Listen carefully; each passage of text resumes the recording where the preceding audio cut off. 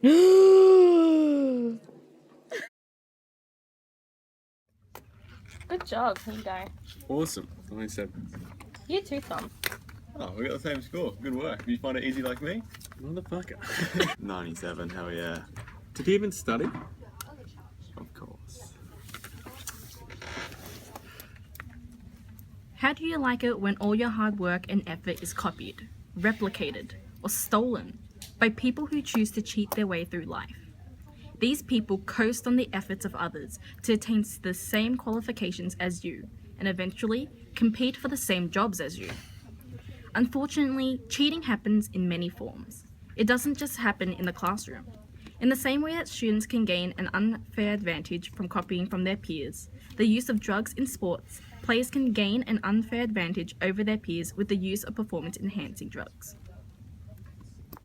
Drugs in Australian sport is an ever-present issue and is indicative of the competitive nature of sports. The influence of drugs, catalysed by this competitive nature, encourages athletes to gain an advantage by the use of drugs, whether it's within the guidelines of the sporting industry or not. This is so widespread in sport that it has become part of the culture and is almost accepted as a means to be able to compete at the top level of sports. The dangers of this toleration is no better highlighted by what has conspired here today in the 100-metre Olympic qualifying sprint. Good luck, man. Have fun. Need luck. On your marks, get set, go!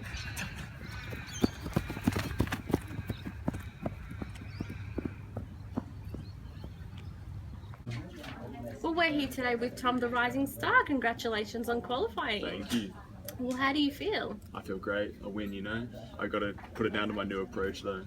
Exactly. Well, it's a rise for you since the last season. So what is next for you? Bigger and brighter things. It's gonna rise to the top. Hopefully bring home a gold medal. I'm just very proud of him. All of his hard work and effort has really Sorry, paid off. just to recap on Tom's statement, in regards to the new approaches, does that include substance abuse? Because you have to admit, basically he started off at the end of the list. He was not going to be qualified. Did he perhaps take other measures to get himself to the top? We believe, and results have shown that he's, His vigorous teammates training- think otherwise. His teammates? Which teammate? There's been speculations. I'm not going to reveal my source. Did you do it? Yeah. Why? What happened? So much pressure to perform. I got to win, and to be competitive, I've got to take drugs. Why didn't you tell me? I was just scared, I guess. Didn't want to let you down. Can you help me? So I brought you all here today to talk about the recent cheating that happened in our 100-metre sprint. We need to decide what we're going to do to completely eliminate the use of drugs in our sports, and any ideas on that.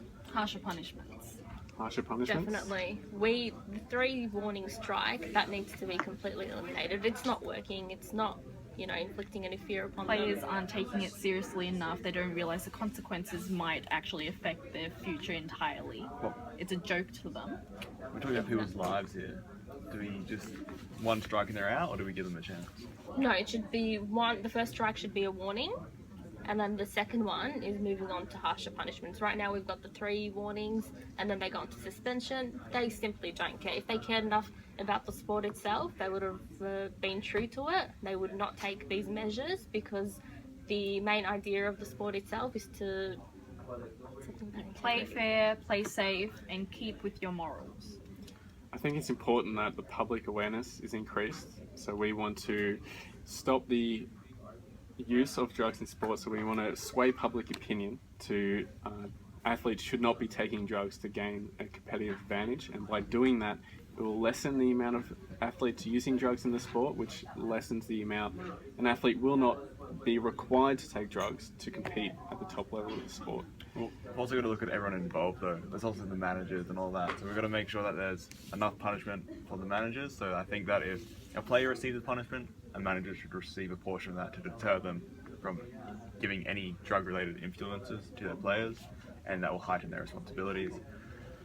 Exactly, yeah, this can all be avoided with if we take proper measures for prevention. We don't even need to take these steps. So our main focus is to prevent it.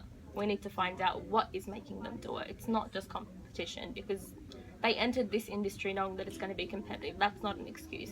We need to find out from the management aspects and the players themselves and what is going on and strike there.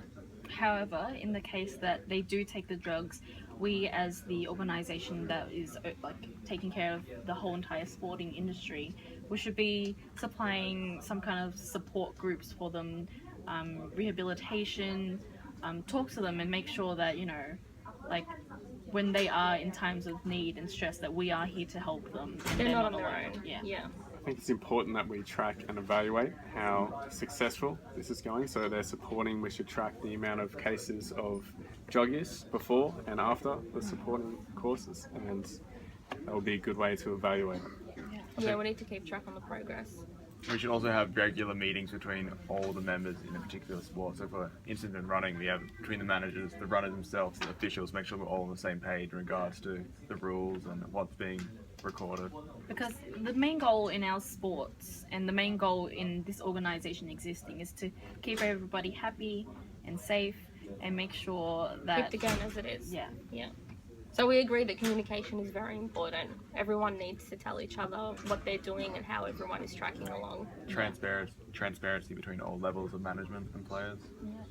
If organisations can form under one value or banner, they can attack the issue of drugs in sport in a same methodology and hopefully eradicate drugs in sport. Yeah, combining resources would target the issue a lot more aggressively. All right, I think that's excellent. Thanks, guys.